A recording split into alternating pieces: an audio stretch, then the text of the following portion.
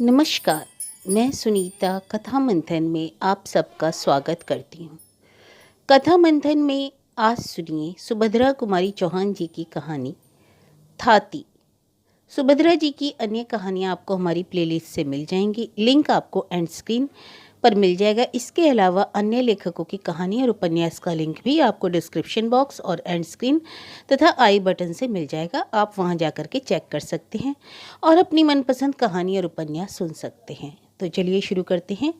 कहानी थाती, लेखिका सुभद्रा कुमारी चौहान।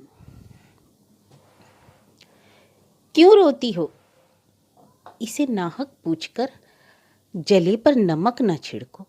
अरे जरा ठहरो, जी भरकर रो भी तो लेने दो। ना जाने कितने दिनों के बाद आज आज मुझे खुलकर रोने का अवसर मिला है। मुझे रोने में सुख मिलता है, शांति मिलती है, इसलिए मैं रोती हूँ। रहने दो, इसमें बाधा ना डालो, रोने दो। क्या कहा? किसके लिए रोती हूँ? उसे सुनकर क्या करोगे? उससे तुम्हें कुछ लाभ ना होगा। पूछो ही ना तो अच्छा ही है। मेरी है पीड़ा, मेरी ही तो संपत्ति है, जिसे मैं बड़ी सावधानी से अपने हृदय में छिपाए हूँ। इतने पर भी सुनना ही चाहते हो तो लोग कहती हूँ, किंतु देखो जो कहूँ वही सुनना और कुछ ना पूछना। वे एक धनवान माता पिता के बेटे थे। ईश्वर ने उन्हें अनुपम रूप दिया था। जैसा उनका कलेवर सुंदर था, उससे कहीं अधिक सुंदर था उनका हृदय। वे बड़े ही नेक, दयालु और उदार प्रकृति के पुरुष थे। गांव के बच्चे उन्हें देखते ही खुश हो जाते। बूढ़े आशीर्वाद की वर्षा करते। स्त्रियां तो उन्हें अपना सच्चा भाई और हित समझती थीं। नौजवान उनके इशारों पर नाचते।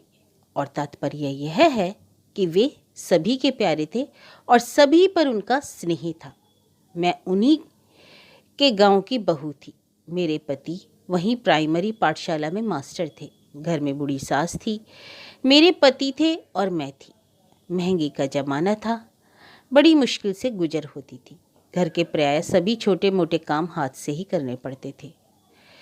एक दिन की बात है, मैं वैसे ही ब्याह कर आई थी और मैं थी शहर की लड़की। वहाँ तो नलों से काम चलता था, भला कुएं से पानी भरना मैं क्या जानती। मेरी सास मुझे अपने साथ कुएं पर पानी भरना सिखा रही थी। अचानक वे ना जाने कहाँ से आ गए। हंसकर बोले, क्या पानी भरने की शिक्षा दे रही हो माँ जी? आपने ऐसी अल्हड़ लड़की ब्याही क्यों, जिसे पानी भरना भी नहीं आता? मैंने घूंघट के भीतर से ही जरा सा मुस्कुरा दिया। सास ने कहा, बेटा इसे तो कुछ भी ना आते है, बस रोटी भर अच्छा बनाती है, न पीसना जाने न कूटना। गोबर से तो इसे घिन आती है, बड़ी मुश्किल से कहीं कंडे थापती है तो उसके बाद 10 बार हाथ धोती है। हम तो बेटा ठहरे गरीब आदमी, हमारे घर में तो सभी कुछ करना पड़े है। दूसरे दिन मुझे अकेले ही पानी भरने जाना पड़ा। मैं रस्सी और घड़ा लेकर पानी भरने गई तो जरूर, पर दिल धड़क रहा था कि बनता है या नहीं। न सास साथ थी और न कोई कुएं पर ही था। मैंने घूंघट खोल दिया और रस्सी को अच्छी तरह घड़े के मुंह पर बांधकर कुएं में डाल दिया। डब डब करके बड़ी देर में कहीं घड़े में पानी भरा, उसे खींचने लगी। किसी प्रकार खींचता ही ना था।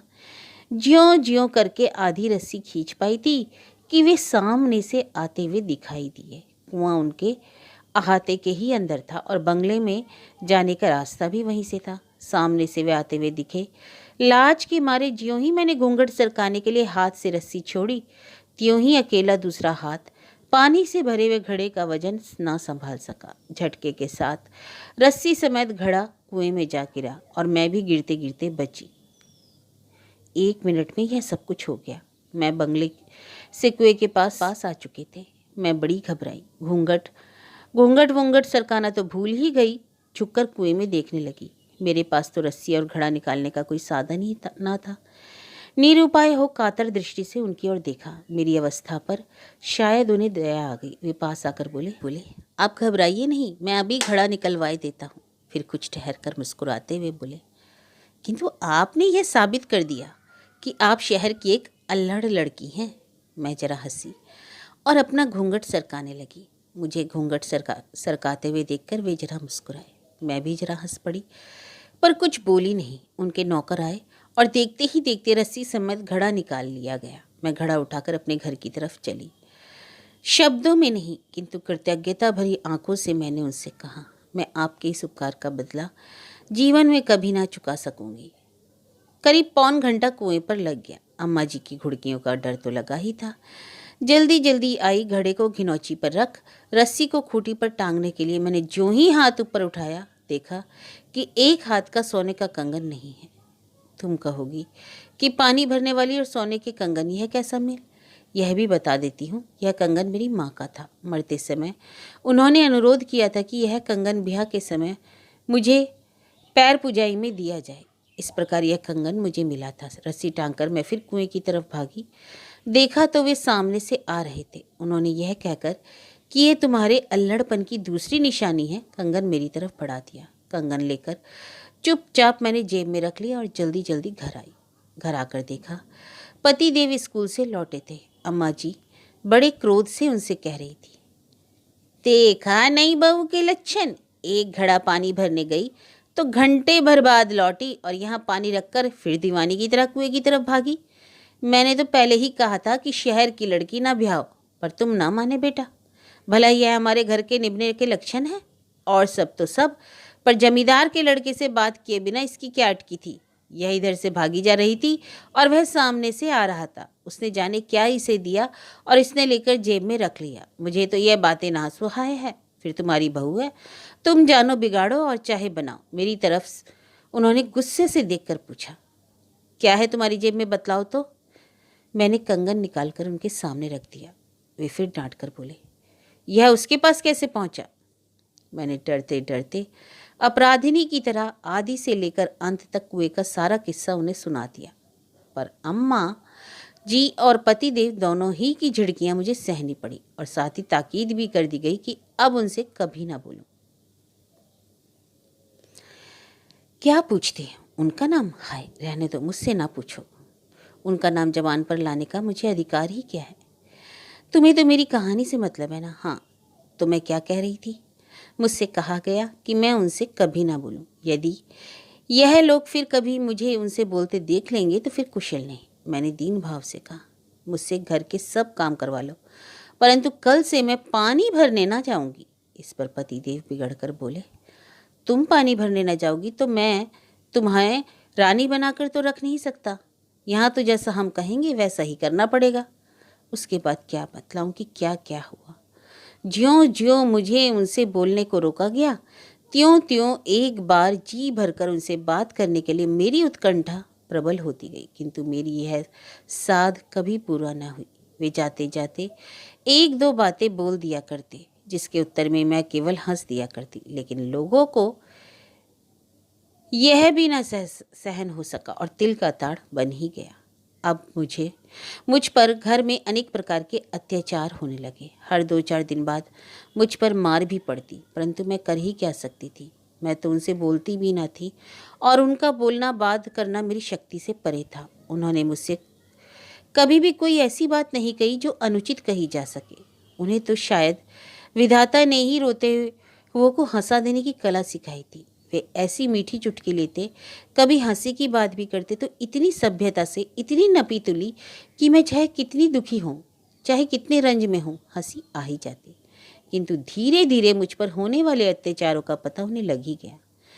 उनके दयालु हृदय को इससे गहरी चोट पहुंची। उस दिन अंतिम दिन जब मैं पानी भरने गई, वे कुएं पर आए और मुझसे बोले, मैं तुमसे कुछ कहना चाहता हूँ। उनके स्वर में पीड़ा थी, शब्दों में माधुर्य और आंखों में ना जाने कितनी करुणा का सागर उमड़ रहा था। मैंने आश्चर्य के साथ उनकी ओर देखा। आज पहली ही बार तो इस प्रकार वे मेरे पास आकर बोले। उन्होंने कहा, पहली बात जो मैं तुमसे कहना चाहता हूँ वह यह कि मेरे कारण तुम पर इतने अत्याचार हो रहे हैं। यदि मुझे पता चल जाता तो वे अत्याचार कब के बंद हो चुके होते। दूसरी बात जो तुमसे कहने आया हूँ वह यह है कि आज से मैं तुम पर होते अत्याचार की जड़ उखाड़कर फेंके देता हूँ। तुम खुश रहना मेरी अल्लड़ रानी। वे हमेशा मुझे इसी नाम से पुकारते थे। यदि मैं तुम्हें भूल सका तो फिर यहाँ लौट कर आऊँगा, नहीं तो आज ही सदा के लिए विदा होता हूँ। मुझ पर बिजली सी गिरी। मैं कुछ बोल भी ना पाई थी कि वे मेरी आंखों से ओझल हो गए। अब मेरी हालत पहले से ज़्यादा खराब थी। मेरा किसी काम में जी ना लगता था। कलेजे में सदा एक आग सी सुलगा करती, परंतु मुझे खुलकर रोने का अधिकार ना था। अब तो सभी लोग मुझे पागल कहते हैं। मैं कुछ भी करूं करने देते हैं, इसलिए तो आज खुलकर रो सकती हूँ और तुम्हें भी अपनी कहानी सुना सकती हूँ। किंतु क्या तुम यह बता सकोगे कि वे कहाँ हैं? मैं एक बार उन्हें और देखना चाहती हूँ। मेरी यह पीड़ा, मेरा यह उन्माद उन्हीं का तो दिया हुआ है। यदि कोई सहृदय उनका पता बता दे तो मैं उनकी थाती उन्हीं को सौंप दूँ।